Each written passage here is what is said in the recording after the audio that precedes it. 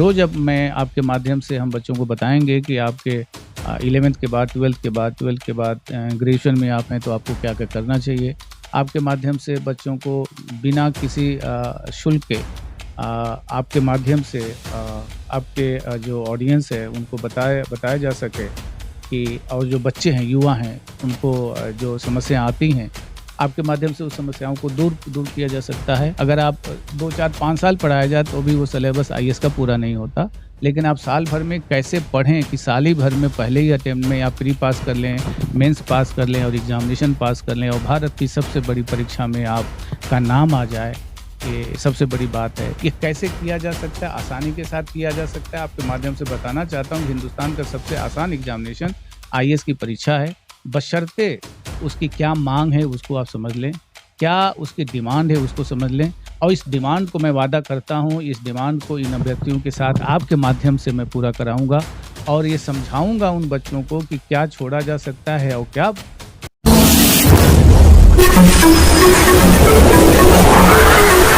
मैं एम नफीस रशीद, आप देख रहे हैं भारत न्यूज़ 247।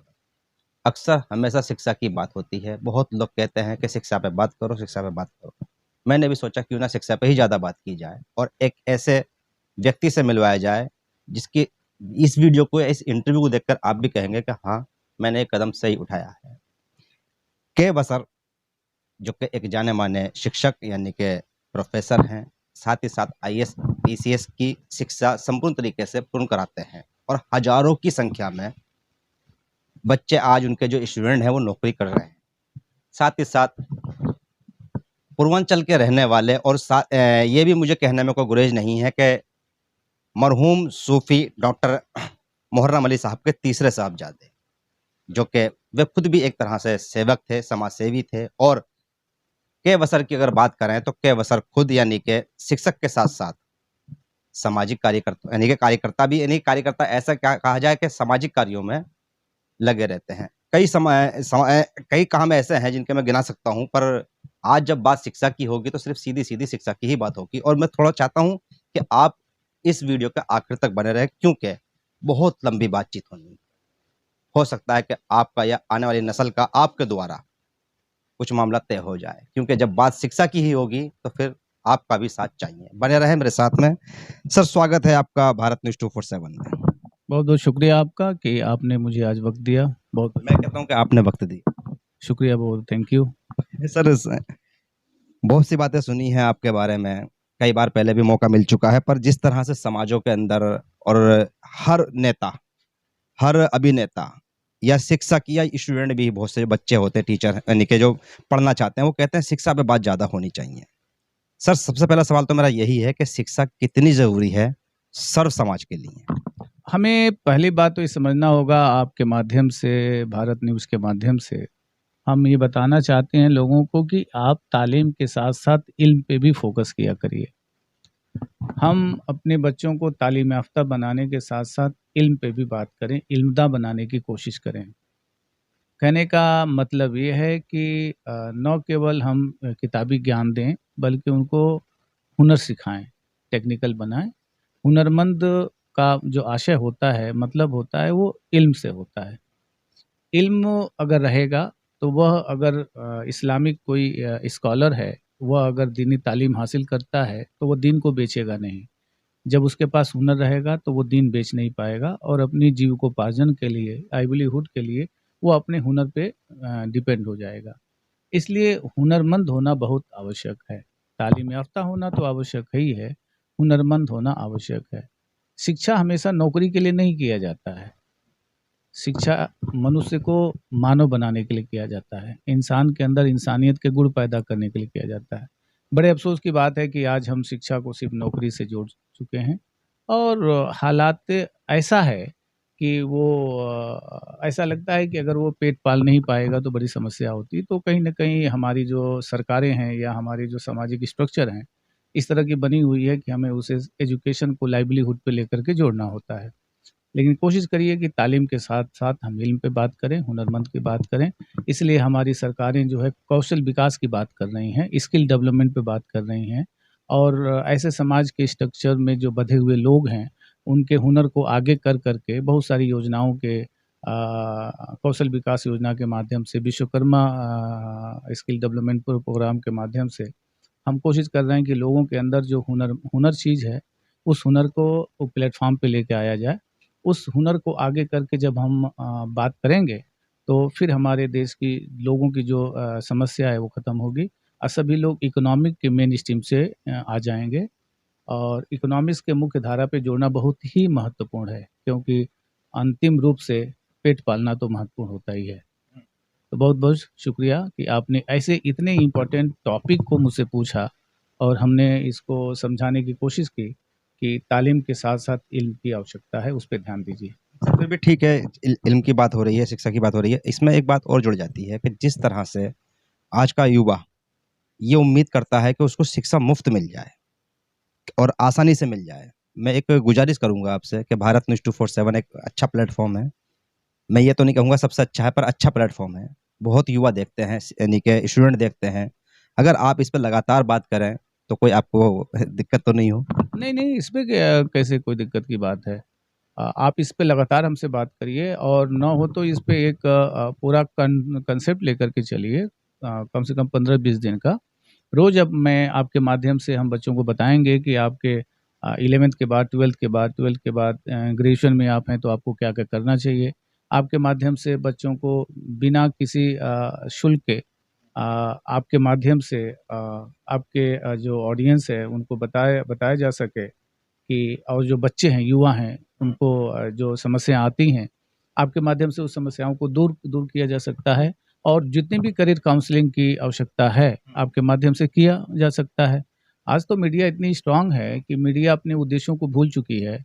मीडिया अपने आकाओं को खुश करने के लिए लगी हुई होती है। हमारे आका आपके हमारे भविष्य हैं, पीढ़ियाँ जो आने वाले बच्चे हैं, वो आपके आका होने चाहिए।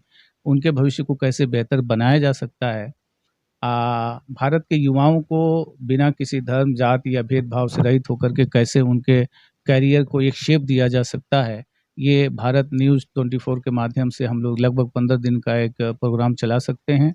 और मैं चाहूँगा कि उस 15 दिन के प्रोग्राम में सभी बच्चे जो है इस माध्यम से आएँ, क्योंकि एक पत्थर की भी तकदीर सँवर सकती है, शर्त ये है कि करीने से सँवारा जाए। आपका चैनल अगर पत्थर को करीने से सँवार देगा, तो वाक़ई उसकी तकदीर सँवर जाएगी और आप मुझे उसका माध्यम बनाए हैं, इसके लिए आपका बहुत-बहुत शुक्रिया। शुक्रिया, मैं तो सर 2-4 वीडियो की ही बात कर रहा था अपने दर्शकों के लिए, अपने चाहने वालों के लिए, पर यहाँ तो खजाना का पिटारा खुल गया है, 15 वीडियो का तो मिल गया, आगे भी देखेंगे सर। सर फिर भी जैसे जैसे आप दिल्ली आते हैं या कहीं पे भी हैं, तो बहुत सारे आजकल आपको मालूम ही है कि बड़े संसाधन हैं, जैसे कि हम वीडियो ले सकते हैं आसानी से। फिर भी सर एक बात जाननी ये भी थी मुझे कि हम अगर अपने ही आज पूछें इस वीडियो के माध्यम से कि भई आपसे किस-किस टॉपिक पर बात की जाए, तो आसान क्या रहेगा सर? नहीं, टॉपिक पे तो किसी भी बात करिए, लेकिन मैं चाहूँगा कि जैसे अभी हाल ही में आईएएस और स्टेट कमीशन के पीसीएस के एग्ज़ाम होने हैं, अन्य बहुत सारे एग्ज़ामिनेशन हो रहे हैं, तो इससे सिविल सेवा से संबंधित या अन्य जो सेवाएँ हैं, उनसे संबंधित सवाल पूछिए और उनका निराकरण मैं आपके माध्यम से बच्चों को करूँ। कौन-सी किताबें पढ़नी है, कैसे पढ़नी है, कितना पढ़ना है, किसको छोड़ना है, किसको पकड़ना है, कितना किक करना है, कितना पिक करना है। युवाओं के बाद सबसे पहले खासकर सिविल सेवा के जो अभ्यर्थी हैं, जो आईएएस और पीसीएस में एग्ज़ाम में अपीयर होते हैं, उनकी समस्या सबसे बड़ी ये है कि क्या छोड़ा जाए और क्या पढ़ा जाए। हाँ जी, मेरे मन में भी था कि ऐसा कौन-सा टॉपिक है या ऐसा कौन-सा सवाल है या ऐसी कौन-सी जानकारी है, जिससे कि जो सिविल की यानी कि तैयारी कर रहे हैं और उससे बचें वो लोग जो खराब कर सकता है उनको। हाँ, वही ना करें कि जो पाठ्यक्रम है, सिलेबस है, वो अनलिमिटेड है, असीमित है, अनलिमिटेड है। अनलिमिटेड सिलेबस को पढ़ना, अगर आप 2, 4, 5 साल पढ़ाया जाए तो भी वो सिलेबस आईएएस का पूरा नहीं होता। लेकिन आप साल भर में कैसे पढ़ें कि साल ही भर में पहले ही अटेम्प्ट में आप प्री पास कर लें, मेंस पास कर लें और एग्ज़ामिनेशन पास कर लें और भारत की सबसे बड़ी परीक्षा में आपका नाम आ जाए, ये सबसे बड़ी बात है। ये कैसे किया जा सकता है? आसानी के साथ किया जा सकता है। आपके माध्यम से बताना चाहता हूँ कि हिंदुस्तान का सबसे आसान एग्ज़ामिनेशन आईएएस की परीक्षा है, बशर्ते उसकी क्या माँग है उसको आप समझ लें, क्या उसकी डिमांड है उसको समझ लें और इस डिमांड को मैं वादा करता हूँ, इस डिमांड को इन अभ्यर्थियों के साथ आपके माध्यम से मैं पूरा कराऊँगा और ये समझाऊँगा उन बच्चों को कि क्या छोड़ा जा सकता है और क्या हटाया जा सकता है, यानी क्या किक किया जा सकता है, क्या पिक किया जा सकता है। अगर ये अगर आपके माध्यम से अगर बच्चों तक ये बात पहुँच गई, तो आपके चैनल का बहुत-बहुत शुक्रिया। शुक्रिया आपका भी, ये तो बहुत बड़ी बात होती है क्योंकि भाई जैसे देश को सँवारने की बात होती है, तो देश के भविष्य की सँवारने की बात हो रही है। सर बड़ा म मुश्किल होता है कि आज के ज़माने में, सोशल मीडिया के ज़माने में वक़्त गुज़ार द यानी कि दे देना। एक मेरा सवाल इसमें ये भी है कि अक्सर ये कहा जा रहा है कुछ डॉक्टरों की वज़ह से और सोशल मीडिया पे चल भी रहा है कि सोशल मीडिया से दूर रहें वो स्टूडेंट जो पढ़ना चाहते हैं। अगर ऐसा कोई कह रहा है तो उनके लिए क्राइम का काम कर रहा है, अपराध कर रहा है। सोशल मीडिया से दूर होने से वो आईएएस बन ही नहीं पाएगा। बशर्ते उसको कैसे यूज़ किया जाए ये इम्पोर्टेंट है। कोई भी टेक्नोलॉजी गलत नहीं होती, टेक्नोलॉजी का यूटिलाइज़ेशन इम्पोर्टेंट होता है। आप कैसे यूज़ करेंगे इम्पोर्टेंट करेंगे। बिना सोशल मीडिया के बेहतर यूज़ के एक अच्छा हो सकता है वो बच्चा बुकिश होकर के आईएएस की लिस्ट में नाम आ जाए, लेकिन टॉपर की लिस्ट में नहीं आ सकता। क्योंकि आपके व्यक्तित्व का विकास करता है, बशर्ते ये है कि उसको कैसे यूज़ करें। हम आपके माध्यम से जब पूरी तरह से प्रोग्राम स्टार्ट करेंगे, तो आपके माध्यम से हम बताएँगे कि कैसे उसका यूज़ किया जा सके और कैसे यूज़ करके बच्चा अपनी तकदीर को सँवार सकता है। बिकॉज़ ये यूपीएससी जो है totally game of personality and attitude है।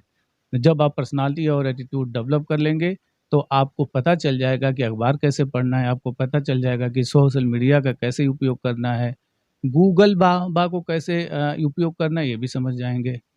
तो बशर्ते आप अपना किरदार उस तरह से बनाएँ, एटीट्यूड बनाएँ, आप आसानी के साथ कर सकते हैं। और अगर कोई कहता है कि वो उनके लिए नुकसानदायक है, तो उनके लिए क्राइम करता है, ये मुनासिब नहीं है। हाँ, उसमें क्या गलतियाँ हैं, कैसे यूज़ करें, ये सिखाने की बात होती है। कांसेप्ट गलत नहीं होते हैं, उसके इम्प्लीमेंटेशन गलत हो सकते हैं, इम्प्लीमेंटेशन कैन बी रॉन्ग, इसीलिए कहा जाता है कि धर्म गलत नहीं होता, अनुयायी गलत हो सकते हैं।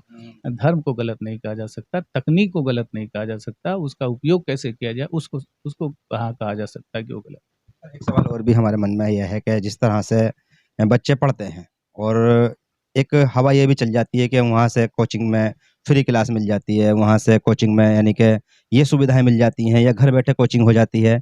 ये मतलब सब है क्या? कि क्या बाज़ारीकरण हो रहा है या एक प्रोपेगेंडा है या इसमें फ़ायदा होता है? वैश्वीकरण के दौर में बाज़ारीकरण तो होना ही चाहिए, बिना बाज़ारीकरण के गुणवत्ता नहीं आ पाएगी। यहाँ क्वालिटी का गेम है। लगभग-लगभग 6 लाख बच्चे अपीयर होते हैं आईएएस एक एग्ज़ाम में और सीट जानते हैं 1100 होती है, 1200 होती है। अंदाज़ा करिए 6 लाख में और 1100 बच्चों में कैसे आ पाएँगे? अब बाज़ारीकरण में ये समझना है कि आप बाज़ार में क्या उठा लेते हैं, किस कोचिंग से कौन-सी गुणवत्ता उठा लेते हैं, तभी आप इस बाज़ार में टिके रहेंगे। 1100 बच्चों की लिस्ट में लगभग एक अंदाज़ा 1000, 1100, 1200 की पोस्ट आ रही हैं। 11-1200 की पोस्ट में अगर 6 लाख बच्चे में अगर मान लो कि चलिए 1 ही लाख बच्चे गंभीर हैं, चलिए मानिए 85,000 बच्चे गंभीर हैं। चलिए हम 6 लाख को गंभीर नहीं मानते, 1 लाख को भी गंभीर नहीं मानते, हम 85,000 बच्चे को गंभीर मानते हैं। तो 50,000 बच्चों में 1000 की सीट में आना कोई आसान सा गेम नहीं है। आसान है, जब आप उस अप्रोच को डेवलप कर लेते हैं तो आसान भी है। लेकिन वो आसान तब होगा जब बाज़ार में आप मलाई को समझना सीख लीजिए। उनके सामने मैं आपके माध्यम से अभ्यर्थियों से कहना चाहता हूँ कि उनको सामने मत झुको जो खुद उठने की तैयारी कर रहे हैं। उनके सामने झुको जो खुद उठ चुके हैं, जो तुम्हें गले लगाने की हैसियत रखते हों। तो इस बाज़ार में अगर वो आईएएस बनना चाहता है तो उसे इस कोचिंग के दौर में आपको समझना होगा कि कौन वास्तविक रूप से आपकी आवश्यकताओं को समझ सकता है और आवश्यकताओं को बता सकता है और आवश्यकताओं को समझ के आपके व्यक्तित्व का विकास करा सकता है। ये समझने की आवश्यकता है। इसीलिए कोचिंग की आवश्यकता है। जब बात शिक्षा की हो रही है तो और लोकसभा चुनाव भी चल ही रहा है। मैं इसमें ये चीज़ भी जोड़ना चाह रहा था कि हर चुनाव में पब्लिक की ज़रूरत होती है। उन नेताओं को जो चाहते हैं अपने प्रोग्राम सक्सेसफुल करें। एक बात हमारे सुनने में ये आई है कि जितनी भी यूनिवर्सिटियाँ होती हैं या जितने भी शिक्षा संस्थान होते हैं, उनके अंदर सुनने में क्या है, तुम जानते ही हो कि चुनाव होते हैं वहाँ पे यूथ के और यानी कि शिक्षा संस्थान में संगठन होते हैं। तो क्या इन यूथ को यानी कि उन राजनीतिक प्लेटफ़ॉर्म पर जाना चाहिए जो पढ़ाई कर रहे हैं या नहीं जाना चाहिए? देखिए, जब सबसे पहले जो यूनिवर्सिटी के बच्चे हैं उनका डिमांड अलग होता है, उनकी आवश्यकता उनको गाइड करने का अंदाज़ अलग होता है। लेकिन जो बच्चा प्रतियोगी परीक्षाओं में आ रहा है, कॉम्पिटिटिव एग्ज़ामिनेशन के आ रहा है, तो इससे उसको दूरी बनानी चाहिए क्योंकि कॉम्पिटिटिव एग्ज़ामिनेशन की माँग अलग होती है और यूनिवर्सिटी में जो बच्चे एकेडमिक तैयारी किए रहते हैं, उनकी माँग अलग होती है। तो उनको तो मैं चाहूँगा जो एकेडमिक बच्चे हैं, उनको स्टूडेंट यूनियन में पार्टिसिपेट करना चाहिए क्योंकि फाइनली जो है, जो पॉलिटिक्स है, वही की ऑफ इंडियन इकोनॉमी है। पार्लियामेंट ही तो रूल बनाती है, कानून बनाती है, इकोनॉमिक पॉलिसी बनाती है, तो वहाँ उनको पार्टिसिपेट करना कोई गलत नहीं है।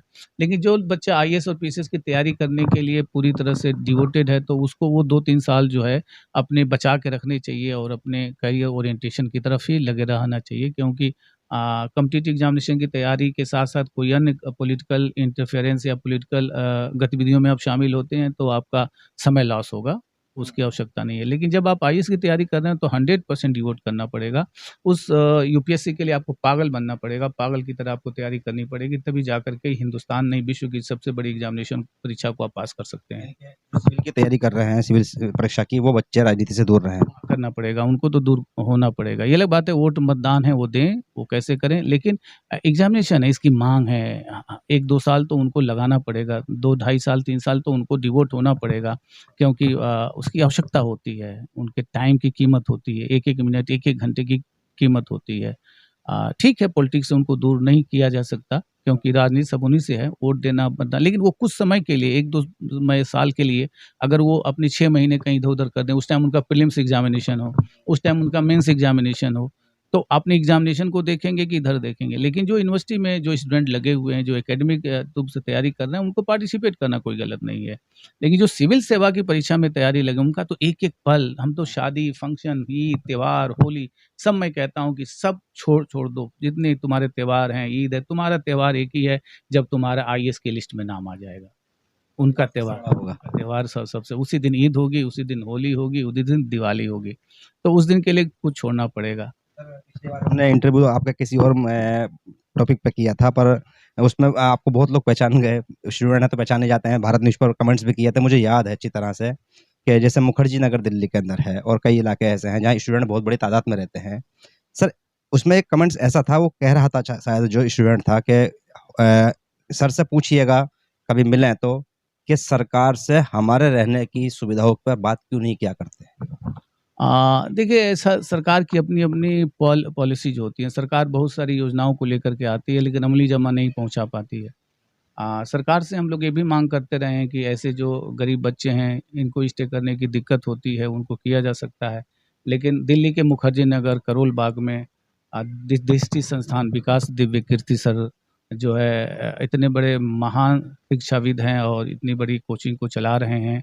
वहाँ पे हमारी व्यवस्था ये है, विकास सर ने किया हुआ है, विकास दिव्य कीर्ति सर ने किया हुआ है कि कोई बच्चा अगर मेंटरशिप प्रोग्राम में आता है, यानी प्रीलिम्स पास करता है मुख्य परीक्षा में, तो दिल्ली में उसके रहने खाने की व्यवस्था कराई जाती है।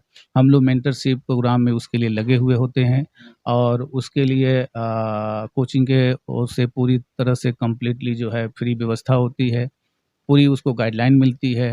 अंतिम रूप से उसके इंटरव्यू की तैयारी कराई जाती है, उसको सिलेक्शन कराया जाता है। सिलेक्शन के बाद उसको लाल बहादुर शास्त्री प्रशिक्षण एकेडमी मसूरी में उसको भेजने की भी व्यवस्था होती है। यानी मेंटरशिप प्रोग्राम भारत का विकास दिव्य कीर्ति सर के नेतृत्व में जो काम किया जा रहा है, वो भारत का यूनिक कार्यक्रम है, जो फ्री होता है, पूरी तरह से कंप्लीटली। जो बच्चा प्रीलिम्स पास किया होता है, उसके लिए मेंस में मेंटरशिप प्रोग्राम किया जाता है और कंप्लीटली फ्री होता है। उसको दिल्ली जैसे शहर में और उसको इलाहाबाद, प्रयागराज या अन्य जो है लखनऊ या अन्य जगहों से बच्चों को बुला करके मेंटरशिप प्रोग्राम दिया जाता है। आज और उसको पिछले 2 सालों से 3 लगभग 2 साल हो गए, उसकी सफलता भी बहुत ही बड़ी है। ख़ासकर हिंदी मीडियम के जो बच्चे हैं, जो हिंदी मीडियम के बच्चे हैं, उनको काफ़ी परसेंटेज बढ़ा है और इस बार यानी इस साल के लिस्ट में लगभग हम लोगों का ये उद्देश्य है कि 100 बच्चे से ऊपर जो है बच्चे जो है क्वालीफ़ाई कर लें, विशेषकर हिंदी मीडियम से। सर, आप भी मुस्लिम हैं और जब आते हैं नाम निकल के सामने, तो उर्दू, अरबी में या हिंदी में नाम होते हैं तो उससे पहचान हो जाती है कौन किस धर्म से है।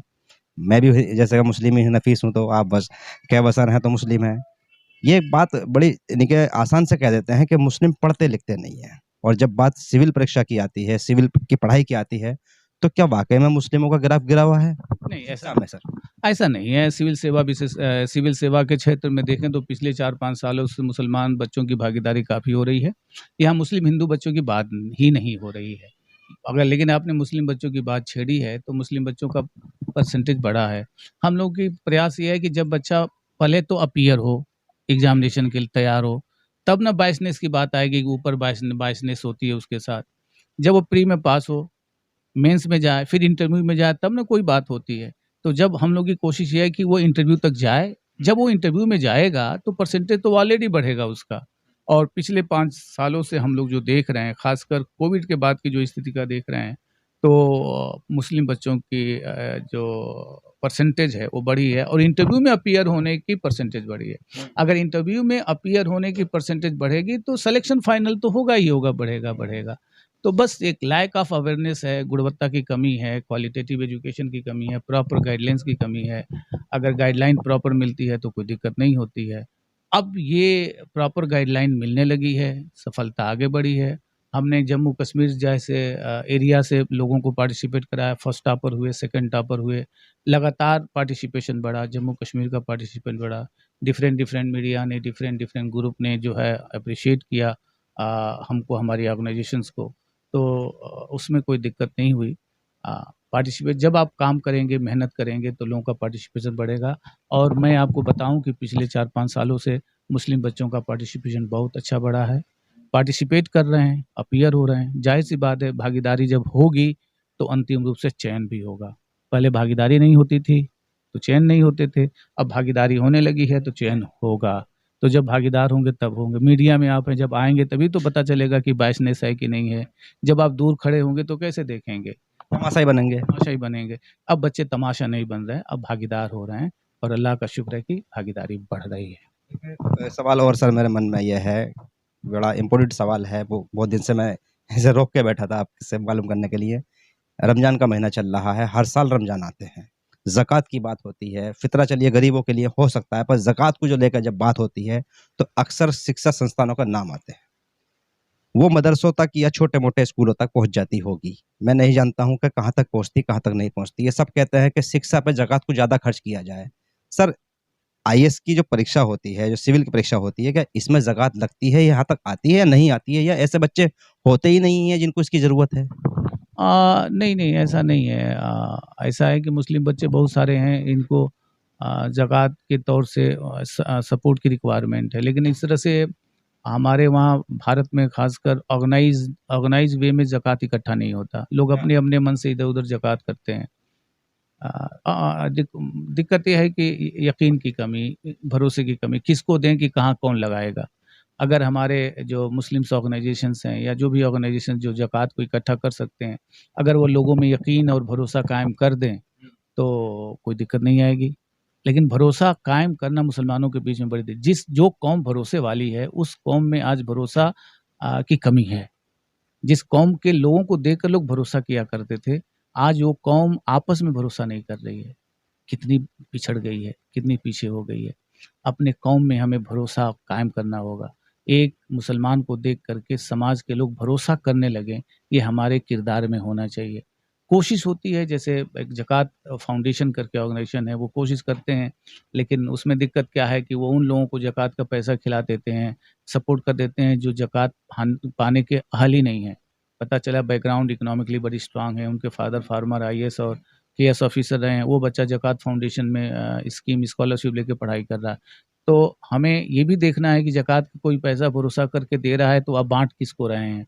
अगर ये दोनों भरोसा हम कायम कर सकते हैं तो ऐसे बच्चे जो बहुत ही अच्छे होते हैं, लेकिन पैसे की कमी होने की वजह से वो मेन स्ट्रीम में नहीं आ पाते हैं, उनको तैयारी के लिए, उस तरह की गाइडलाइंस के लिए जो मार्केट बना हुआ है इस वक़्त, वो पूरी तरह से नहीं मिल पाता, वो अपने सपने को पूरा नहीं कर पाते। कहीं न कहीं हम लोग उसके ज़िम्मेदार हैं और हम लोगों को अपने ऊपर उसकी ज़िम्मेदारी लेनी पड़ेगी और हमें कोशिश करनी पड़ेगी कि अपने लोगों के अंदर भरोसा कायम करें, ताकि लोग ज़कात का पैसा दें और हम लोग उस ज़कात को उस बच्चे तक पहुँचाएँ, जिस बच्चे तक उसकी रिक्वायरमेंट है। शुक्रिया बहुत-बहुत बात करने का आपका। कुल मिला के बात यही थी मेरे मन में कि मैं कम से कम के वसर साहब से वो जानकारियाँ हासिल कर लूँ, जो एक तरह से सर समाज को ज़रूरत होती है, हर आदमी को ज़रूरत होती है, ख़ास करके उसके बच्चों के लिए, क्योंकि सिविल की जो परीक्षा होती है, एक ऐसे मुकाम पर लाकर खड़ा कर देती है आदमी को, जहाँ कहा जाता है कि यहाँ से देश चलेगा, हमारा बच्चा देश चलाएगा।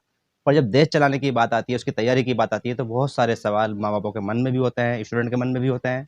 इसी तरह के अगर कभी मन में आपके कोई सवाल है, तो भारत न्यूज़ 247 के कमेंट्स बॉक्स में जाके ज़रूर बताएँ, इसी वीडियो के कमेंट्स बॉक्स में बताएँ। और मैं ये कोशिश करूँगा, जैसे वसर साहब ने शुरू में ही कह दिया, कि मैं तो चाहता था 1-2 वीडियो या इंटरव्यू या जानकारी ले लिया करूँगा, पर आपने कह दिया 15 वीडियो दे दूँगा, 15। आगे भी हो सकता है समय मिल जाए, तो कुल मिलाकर जब दिल्ली आएँगे या जहाँ भी मौका मिलेगा, मैं कोशिश करूँगा कि अपने दर्शकों तक वो सारी जानकारियाँ सिविल परीक्षा से जुड़ी हुई पहुँचाता रहूँ और वो सारे आसान से सवाल आप तक पहुँचाता रहूँ, जो ज़रूरत है आपकी। मैं एम नफ़ीस रशीद, आप देख रहे थे भारत न्यूज़ 24/7।